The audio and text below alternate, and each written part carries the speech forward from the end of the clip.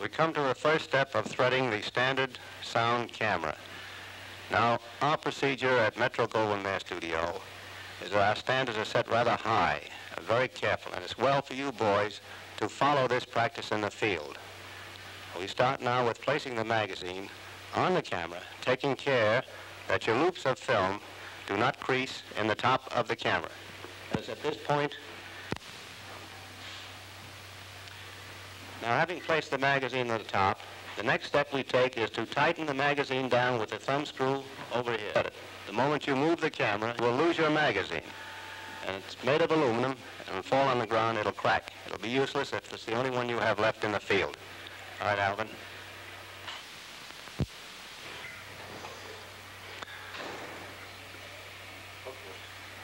Care must be taken at this point here in placing the magazine on the top of the camera so that the film is not creased between the top of the camera and the magazine.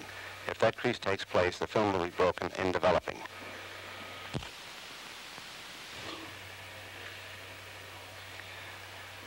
After having tightened our magazine down, our next step is taking the film and placing it between the sprocket wheel and the idlers. Having placed the film over the sprocket teeth, we now close the idler. Now we go from that step into putting the film into the aperture plate. Okay, Alvin. We must line up here to see that our pilot pins are out of position, pull down between the aperture plate and pressure plate. Aperture plate. Now we observe to see that our pull-down claw engages the sprocket holes freely without puncturing between frame lines. Let's cut that a minute there, will you? Cut it.